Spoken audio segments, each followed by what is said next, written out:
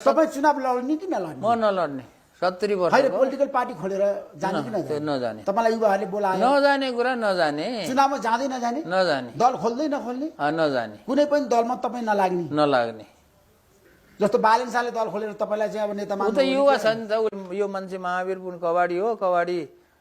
के अरे कारखाना खोलेको छ त्यो वीरगञ्जको कृषि औजार कारखाना पनि कबाडी नै हो त्यो कबाडी हो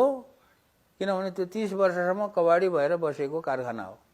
अब त्यो कबाडी को जिम्मा लिएर कबाडीलाई चाहिँ बनाउन खोज्ने मान्छे कबाडी नै हुन्छ नि